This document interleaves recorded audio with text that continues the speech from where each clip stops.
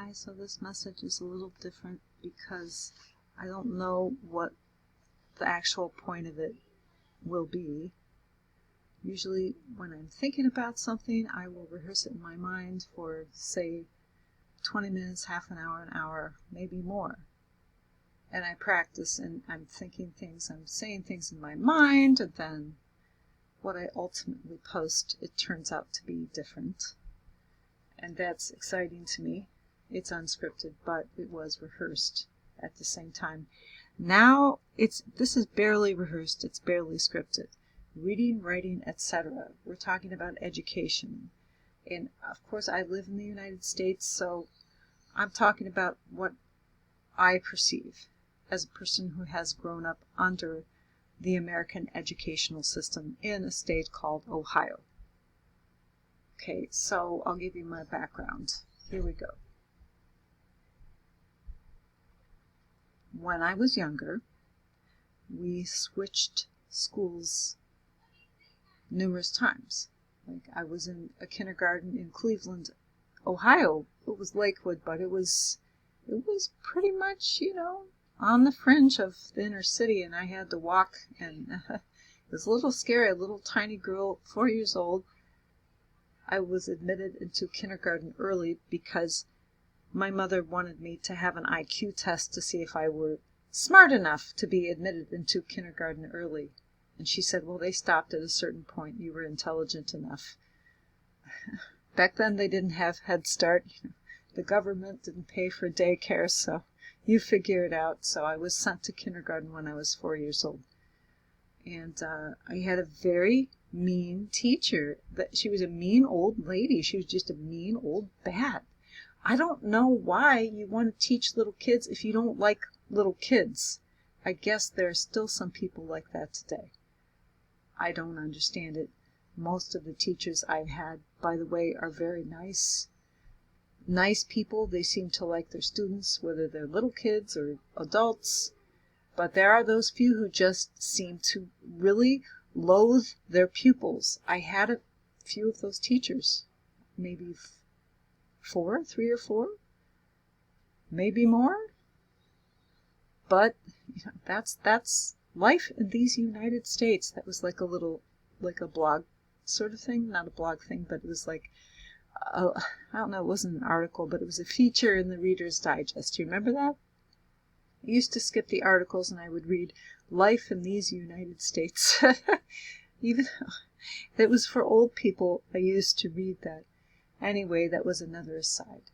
So, after kindergarten, we moved to another place, and the teacher was like, she was so wonderful. She was so hip. She was like this tall, blonde, smiling tennis player. That's all I can describe her as. Kind of like Chris Everett Lloyd, but taller, or Chris Everett now, I'm sorry. And she had a peppy attitude. She never had a bad day. But mid-year, my parents decided to move. And of course, go figure, I ended up in a totally different environment, in an older, mustier, fustier schoolroom environment with a crabby teacher who just had it in for me.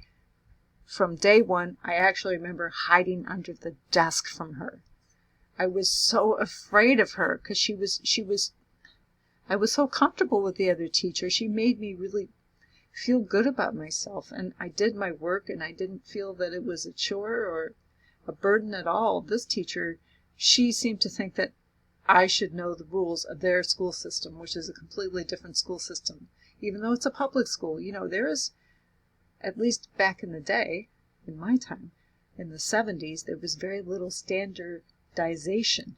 I mean, you could be following completely different curriculums. And so the expectations were different from what they were in the previous school. But that was a very traumatic experience for me. But in 2nd grade, I had a nice teacher. And in 3rd grade, I had a nice teacher. In 4th grade, I had a nice teacher. In 5th grade, I had a nice teacher. And then guess what? Oh, darn. Oh, shoot. Unfortunately, my parents decided to separate.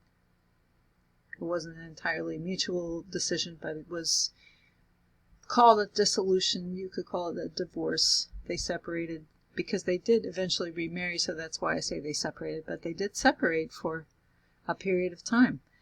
And we moved to a different school district, which became like hell on earth for me. You thought it was bad in first grade when you were hiding under the desk from the teacher. Just wait until you end up in a classroom full of students who are half of them are just nasty, horrible, terrible.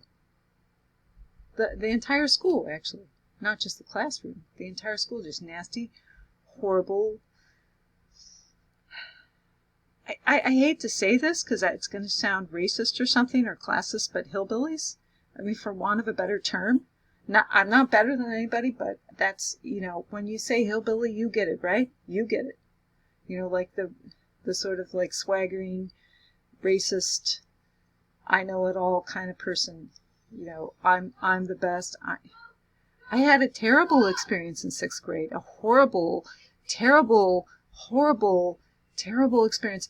But then we moved back to the other school district in 7th grade. The one that I had been in before, where I was happy in the 5th grade. But things weren't the same. I had been so traumatized. I was in a shell, and I wasn't the happy, outgoing person that I had begun to be at the end of 5th grade, because 6th grade destroyed my ego, really. I'm telling you, 7th grade was pretty bad. We had a really ignorant reading teacher. Now, I don't want to say her name. She's just so effing ignorant. And my best friend, which I had in 5th grade, which I lost, she was still a friend. She would say, why did she say wrestlent? She would read spelling words out loud. Wrestlent. Isn't that supposed to be resilient? Oh, God. Please take me back to the previous school district. At least the teacher wasn't stupid. I'm sorry, I don't mean to be mean. But then we did move back to the previous school district in the 8th grade. And that was a horrible experience. People made fun of me. I gained weight. My grandparents died. It was just I had a few very nice female friends who were also scholarly. They liked me. And, a few nerdy boys that didn't seem to really hate me, but boy, they started to kind of leave me alone. I wasn't teased as much, especially once I got to the 9th grade, because we stayed in the same school district through graduation. People mercifully stopped picking on me.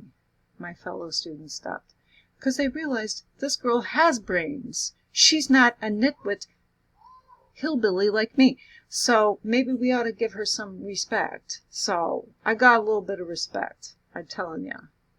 I did, but then there's always the overarching queen bee sort of personality. You try to be friends with the class Victorian. They didn't like me.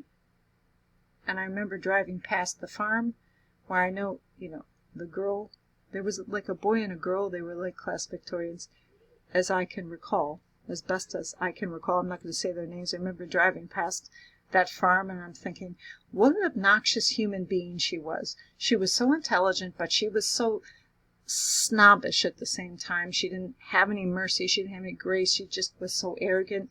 She must have been insecure and envious because, yeah, I guess, when I wasn't 50 pounds overweight, I probably was prettier than she.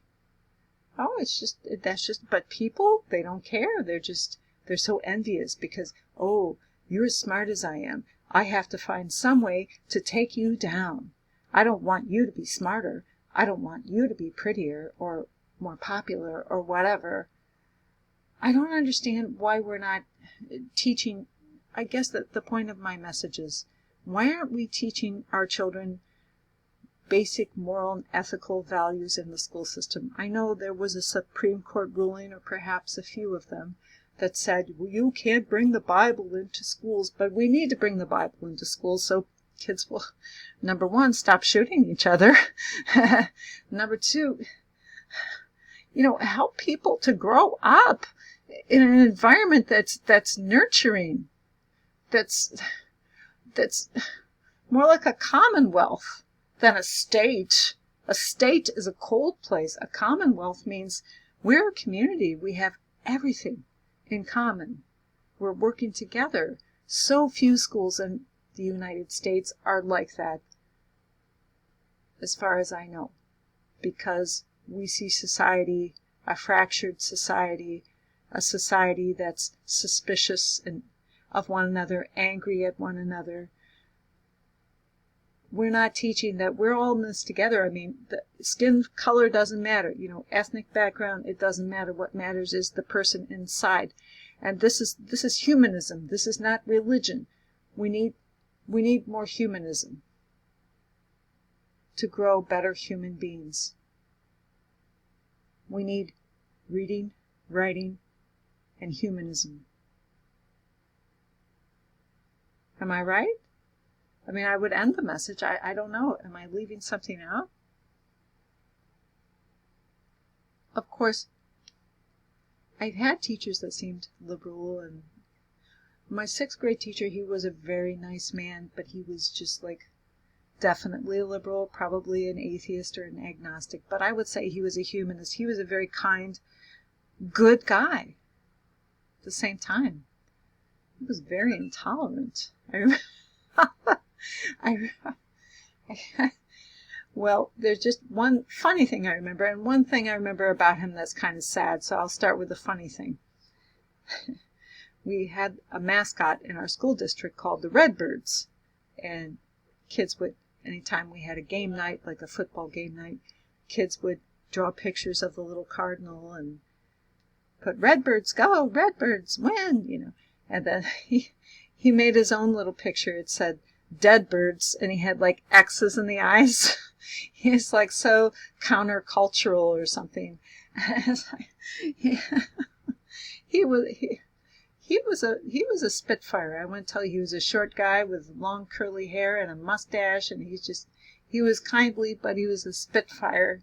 He was definitely not a Republican or a conservative. Okay, as far as I know. But, one thing that made me sad is that we did have a musical in school. It was celebrating America. And the theme song was something like, "Wave the flag for America." And I loved it. Everybody in the class loved it. As far as I know, everybody in the 6th grade was pleased with this, pleased as punch. He hated that. We started hanging up American flags and patriotic posters, and he demanded that we tear them all down. I mean, that's very dysfunctional, don't you think?